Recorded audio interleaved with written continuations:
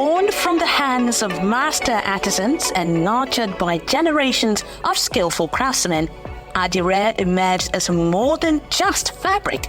It became a symbol of Nigeria's identity, a testament to the ingenuity and resilience of its people. From its humble beginnings as a local craft, Adire has flourished into a global phenomenon, captivating hearts and minds with its mesmerizing patterns and vibrant hues. Yet, amidst the hustle and bustle of modernization, the rich heritage of Nigerian-made fabrics began to fade into obscurity. Enters Adire Fashion Place, a beacon of hope, a bastion of tradition, and a brainchild of the visionary entrepreneur Onyinye Sharon Peter. With a passion for preserving Nigeria's cultural legacy, Onyinye embarked on a mission to revive the art of Adire, founding Adire Fashion Place in 2018, a hand-dyed indigenous textile company dedicated to bringing back the lost heritage of Nigerian-made fabrics.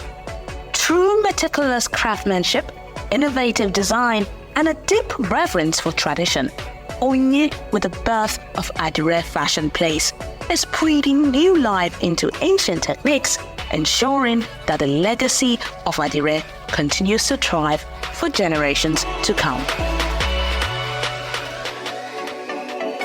Hello, my name is Onyinye Peter.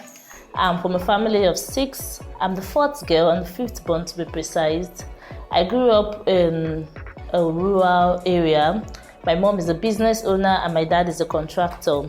I studied textile technology in Yaba College of Technology, and textile deals with fabrics and production of fabrics. So after my schooling, after I finished my ND program, I had to go for a 1-year IT program, and I went looking for placement, IT placement, and most of the factories in Nigeria already closed down. Most of the textile factories in Nigeria are closed down due to one issue or the other. So a friend of mine told me about a foundation, Adire Foundation, that trains women in Adire skills. So I went for the screening. The first batch I wasn't chosen. I went again for the second screening, and luckily I was chosen. The training went for 3 months and I successfully undergo the training program.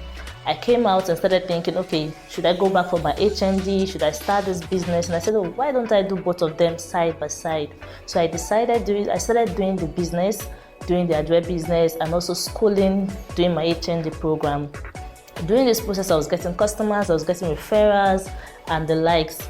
And I did the business for about 2 years with school before I graduated and focused on business fully. So right now, I would say I've been in the business for about 6 years, from 2018 to this moment. I've been in the Adire business, and so far I've been able to train over 500 women, children, and youth in Adire crafts, both paid training and also free training in collaborations with NGO foundations.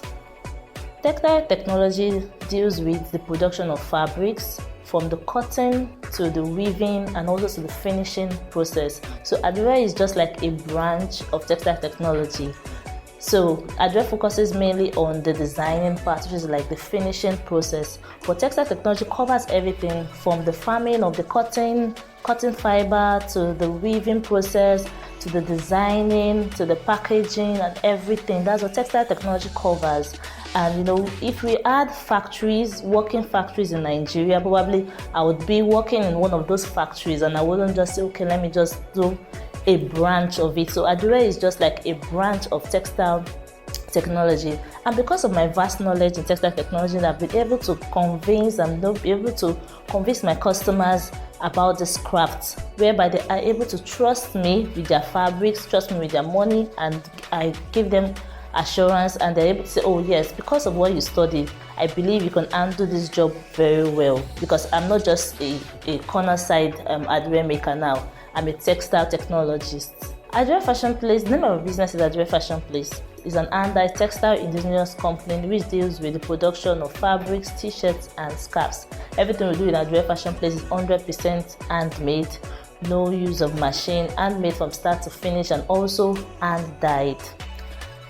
We offer trainings, we collaborate with NGOs, offer free trainings to women and children in rural areas. We also do paid trainings for those that are interested in learning the skills. We do trainings where we do internship programs. IT students, CS students are also welcome. We also train them, college students and all those that want to do like 3 months, 6 months trainings. They also come to our workshop and do these trainings, and all trainings are also certified. Our business is registered, has been registered for about 5 years now, and so wherever you go with our certificate is recognized. Adre Fashion Place deals with fashion designers mostly. We work hand in hand with fashion designers, creating custom, unique prints for them, prints that are unique to their brand, prints that you don't just see in any market anywhere. So that's what Adre Fashion Place mainly do. We also make prints for individuals. We work with organizations. We work with different companies, making unique prints for their brands as well. So these are some of our products. We just started our ready-to-wear line last year, Adre Fashion Place ready-to-wear. So after making the fabrics, we decided to convert it into ready-to-wear fabrics, because we realized so many people are having difficulties with getting tailors and all that, and they're always like, oh, I don't want to get this fabric because I'm scared I won't be able to get a tailor to make them for me. So we're here to do everything for you. We create the designs, we make the fabrics, we design everything, and we also turn it into ready-to-wear wearable fabrics for you, wearable dresses, and wherever you want to get whatever design you want, we are also available. So these are some of our products. We have this beautiful dress.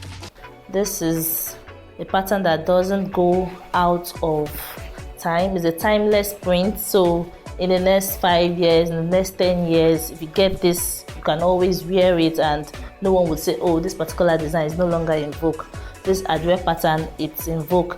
And the lovely thing about Adre is whatever we do, each pattern has a meaning, each design has a meaning, and each pattern tells a story also. So Adre is far above just designing. It's about expression. You can also express yourself using this fabric. See, nowadays we have this customized print where people write their names, people write their oriki, people express themselves through these fabrics. It's no longer a thing of just putting blue and green together. No, it's now a form of expression. And this is also another one. This is the splash design print, and we make use of different fabric textures. We have the cotton brocade, we have the chiffon, we have the silk, we have the organza and other fabrics. As long as the fabric is gotten from a natural source, you can always dye it and do unique things with it for you. For the past 6 years I've been running this business, one of my challenges has been funding. It hasn't really been easy getting funding for my business. I started doing the pre-order base. So when you come to me with a design, I say, okay, you need to make payment, they would make it for you and all that. So we take the profit, we take it back to the business, and that's how we've been running. I've not gotten a loan, I've not gotten a grant, and I've not gotten anything actually. When I wanted to start, I told my mom, I was like, I'm going to start this business. And she was like, okay, how much do you need and how much interest would you pay? And I was like, business, I've never started getting customers. How will I start taking loan for it? I said, okay, I'll just have to run this business the way I can. So I started with the pre-order base. The customer makes payments, probably like 70% payments. We get the materials, we do the job. Once we're about delivering, they send us the balance, and then we put back what we've gotten into the business. So that's how we've been running it so far. And also, one of my challenges has been staffing. It hasn't really been easy to get more hands. So Adre is a manpower work. We, as I said earlier, we don't use any machine, so it's manpower. So getting more hands to do this business has really been difficult. But so many people are like, oh, Adre is hard, is this, is that. So they come, work 1 month, 2 months, and you don't see them again. And also getting a space to work has also been difficult. So we've had a challenge of getting a space. So when you talk to some landlords and they're like, oh, we don't want you doing this thing in our space, we don't want to do this. Or even some, when you start, they'll be like, okay, after a year, they're like, you can't use this place anymore. So that's also a challenge in this business. And also, our major challenge has also been sourcing materials, because everything we use, even if they're all handmade, we source them from outside the country. The fabrics, to the dyes, to the chemicals and everything, they are sourced outside the country. So during this dollar race, people were like, wow, it's handmade, so why is it going up? But then all the materials are also imported. So before you know, you would hear the China people has increased their price, the dollar rate is affecting it, and so the price keeps going up and going up and going up, and there's nothing we can do because it's all sourced outside the country. For the past 6 years, I've been running this business. I've been able to work with various fashion designers in and outside of the country. My fabrics has been to Paris, has been to US, has been to London, and so many other places. So, and also during these past 6 years, I've been able to train about 500 women, children and youth in Nigeria training through collaboration with NGOs and also paid trainings. During this training, I've also learned a lot. You know, I train one person, they train another person, and then you see your students doing big things. Last year, one of my students won a grant of 1 million naira, and I was like, wow. And she used everything she did with this Adire business. That was what she used, to get that money. And I was so proud that, wow, I did the training, and she went out there and talked about the business and did her own exposure, and she was able to get this. So Adire is not just a little thing, you can use it to get greater things. And also, during this period, I've been nominated to the Under 25 Awards in 2019. I've also been featured in different programs. I've been featured in Craft by Queen. I've been featured in African Business Radio and other platforms. I've worked with other fashion designers, those that are in Nigeria and those that are outside Nigeria, in Manayesi, as some of them, etc. Good afternoon. I'm very glad to have Onyinye here with me today. Good afternoon. Onyinye, how has business been?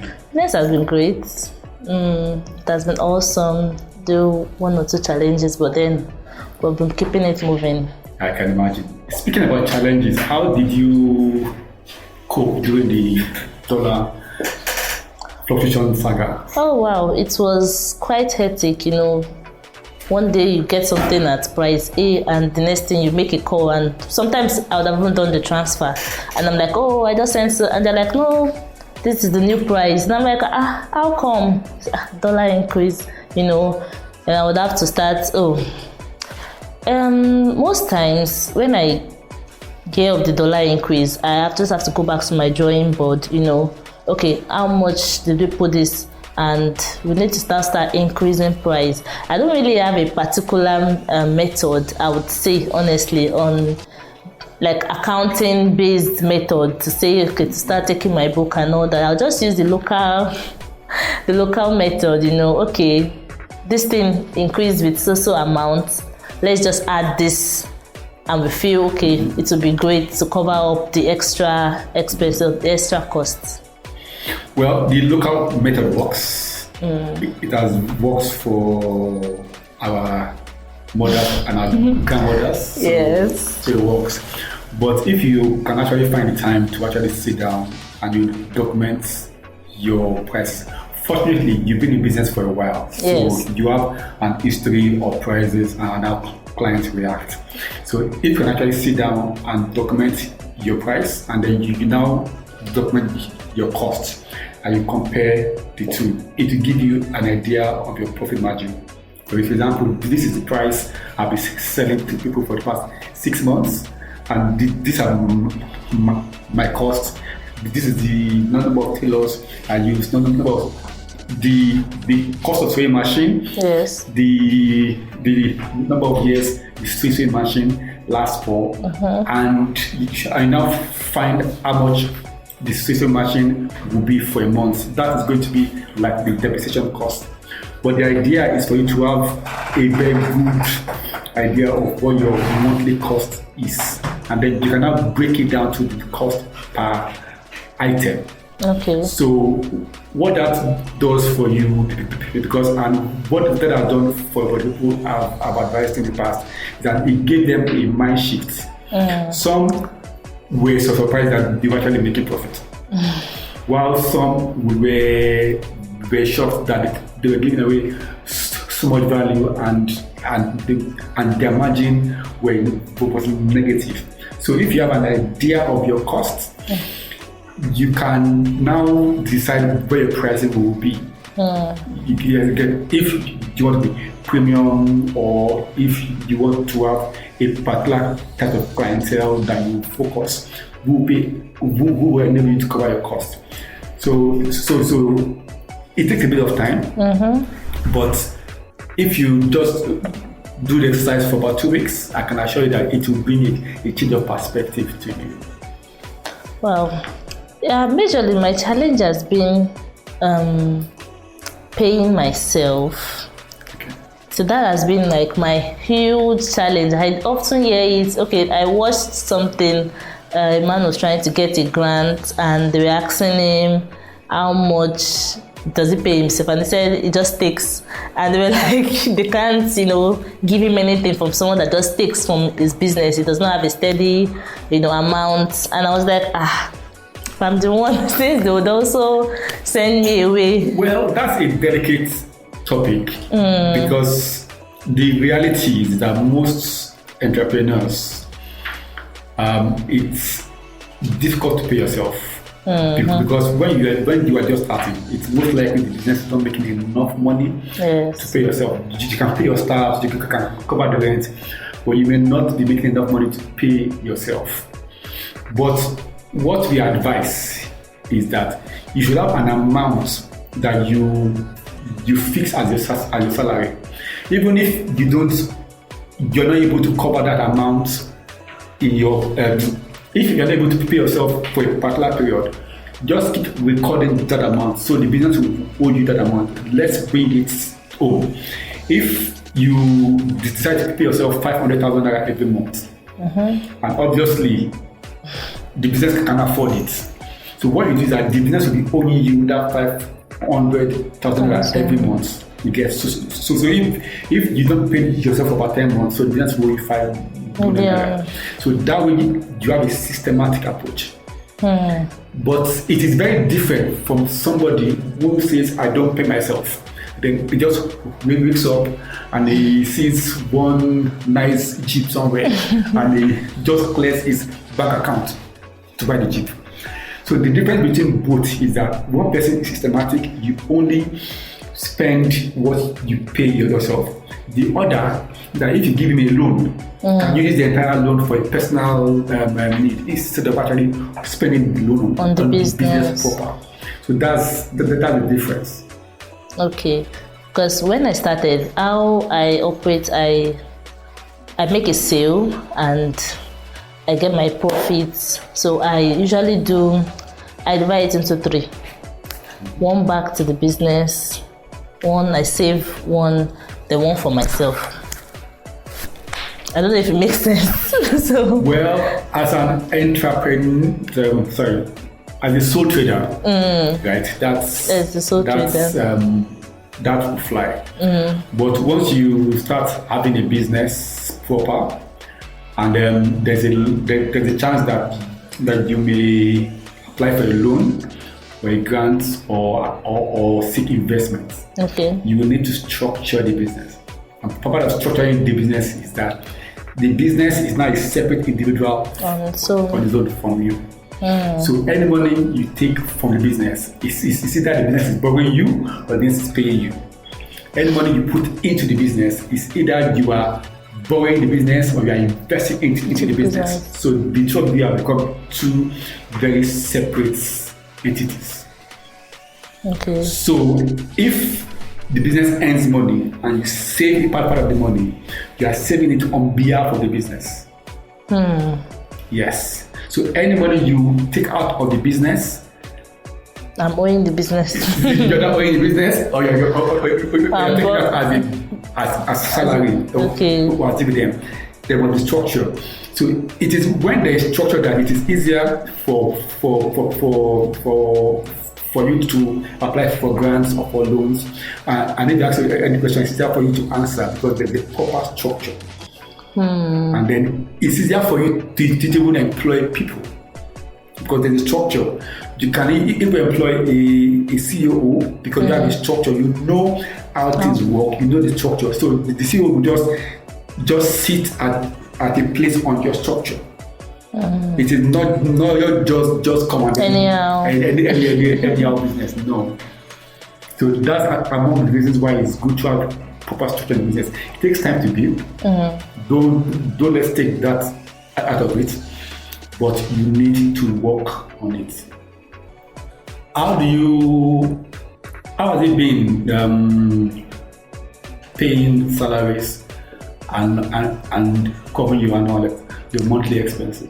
Okay, so basically how I run it, I don't pay salaries. I call it wages. So the workers, I pay per how many products they work on. Okay. So yes, for my tailors, I pay per outfit. Yes, like commission, exactly. Then for my designers too, I pay per outfit, because we realize most times when you employ them, you're like, okay, your monthly salary is so amount. When they come, they might not do anything. Yeah. Yes, because it's manpower, so they might not do anything, and they'll just be there, and the work keeps on piling, and you cannot meet up to deadlines. But when you tell them, okay, if you work on 5 fabrics, you're going to be paid this amount, you'd see them struggling, to even do more than that. So that's how we make those payments. And those payments, we do our calculations and take it out from the profits. So that's actually quite ingenious. Yes. So they only get paid for what they do. Yeah. So if I have the one that if there's when there's scarcity of fuel, could not get fuel to pump water and all that. So I have someone that will fetch the water. Okay, so how many did you fetch? How many drums did you fill? You get paid for that. So that's how I've been running it for the time being. Okay. How do you manage and keep track of your inventory? For example, if you go to the market and you buy 4,000 bales of clothes, how do you know the number of bales remaining after 6 weeks? How do you keep track of your inventory? Okay, so that was I started doing that recently, because I realized I was asking my oldest staff, how many fabrics did they deliver? And she was like, I said, since there's something going on, I need to start, writing down these things. So once they deliver, new fabrics, I tell someone, check the ones before we drop those new ones to be sure of what we have in total. So that's how we do. We make sure I write them down with the dates they were delivered, exactly. And yes, the ones left before we add the new ones. So if I'm aware that the delivery guy is going to come tomorrow, today we need to check what we have on ground so we can be sure. So when he brings those ones, we add it up and update. That's actually quite good, because from personal experience, I know that tracking inventory in the fashion business is quite tough. So different people have come up with different ways to handle it. One of the ways that I've seen that works is that as soon as your inventory comes in, whether you can buy it yourself or people supply it, you write it based on the type of material and type of design. Okay. So you actually tag it, right? So when they cut a part, you make sure that if they need 2.5 yards, for example, if they need 2.2 yards, you make sure that they only cut 2.5. Okay. So that your inventory per time, you have a measurable part. It should that be in whole or in halves. In halves. That you can track it, because if you track 2.1 to 2.1.2, it will get messy somewhere along the line. So that way, at any point in time, you can actually see a record. You can see this purple adure. I don't know how you guys call it. Yes. This is number of inventory, and after a while, you will be able to even determine which fabric moves faster, and then it will help you to plan ahead on what to stock. I know that as a businesswoman, you have it in your head. But it's actually very powerful if you have actual data to support your decision, because it may get to a point that you realize that this actually moves faster. Why do I even go to the source and not go to the retailer? Oh, to get it directly. You get. So data actually helps a lot, and data comes by somebody actually tracking it. So if you can get somebody in your team that you trust that can help you with tracking it one by one, the outcome is always very powerful. Yeah, thank you for that. And then, like I always ask, and I'm sure many of my friends are actually tired of this, do you have a budget? Do I have a budget? Like 6 months budget. That's for my business, right? Yes, it's okay if you don't have. Yes, I don't have. Okay, it's okay. What I tell business people is that yes, I understand that at times business is a bit of jama. I understand that, but having a budget gives you a level of clarity. And like I told some people last week, that having a budget gives you a very good idea of the minimum income you need to make per month. That way, you don't wait for customers to come in. You actually go out and get customers. Yes. Okay. So, and we are human beings. There are times that we wake up and we are just not in the mood. So if you know that I need to make this amount of money because I need to pay this amount of money, yes. So it gives you on the move. And besides, there are some huge expenses that come at different times, like rents, like new machineries, etc. That's based on the nature of the work. You are usually too busy in work, and then before you know it, your landlord is at the door. But if you actually have a budget, you can actually plan on the amount of money you will save on a monthly basis. You keep aside on a monthly basis, even though it is not easy, but it needs to be done. So I personally advise small businesses to actually build a budget for minimum of 6 months. And you can get the templates anywhere. There are abundance of templates online. Thank you for that. So, budget and targets, are they the same? No, okay. That's actually a good question. A budget, right, is a list of your expenses for each month. Okay. Yes, your expenses, salaries, lights, utilities, water, security, all your expenses for each month. You can have a month 1, month 2, month 3, month 4.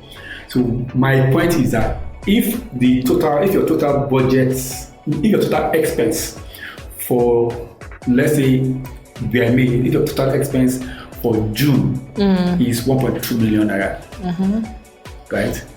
That means that the money must come from somewhere. So you know that in May you need to make at least 1.2 million naira, so that you will not be running a task in June. In June, okay. Yes, that's the clarity that comes with having a budget. Because people like you that actually have staff, right? You know that this guy, I need to pay this guy's salary. But it's a different thing if you actually write everything down and you say all these people, the total salary is 800,000. Where would the money come from? Okay. That's when you start saying, I need somebody to market for me and somebody to advertise for me, because you have clarity. Okay, I understand now. How much of money you need to make, and then you can now add your margin on it, or on the budget to get your price. And if your line of business is not the margin kind of business, because there's a business that just fix the price without considering the cost, it's fine. You also do that too. But budget gives you clarity on your company expenses and that you need to make a minimum of that amount to cover your costs.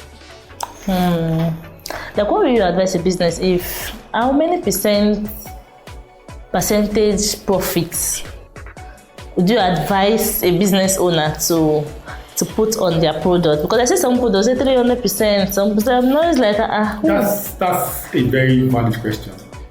There are different ways to look at it. You make clothes, right? Yeah, I make fabrics, I sew clothes. You make fabrics too? Yes. Oh, that's actually beautiful. Okay, now let's talk about making the fabric. The cost of the fabric and the cost of the materials and design. Dyeing is design, right? Yes. And the direct cost. Okay, that's what people normally say, that you take that direct cost and you mark it by 300%. The reason why they say that is because they are indirect costs, like your rents, staff salaries, marketing expenses, that will come in after the direct cost. Let me try and build it on. If you bought your materials for, let's say, 500k, and the dye and co, let's say 200,000. Let's assume that is all spent. All you spent direct cost. That total of 700,000. Now, but you have staff that you're paying, let's say 600,000. You have rent of 200,000 naira in a month. Right? So it means that your margin cannot be on only your direct costs. Okay. So, and if your margin is going to be on your direct cost, you will need to multiply it by 2 or by 3. So that's where they come in. Yeah, but again, the issue of margin or percentage markup in business actually varies from business to business. Even in the same line of business, it varies from person to person. So it's just up to you and what works for your industry and your clients. That's true. Thank you. So yeah, I'm very glad we had this conversation, and I look forward to meeting you again in the next few months. Same here. I'm also very, very glad we had this conversation. I've learned a lot just this few minutes of our discussions. I'm really glad. Thank you.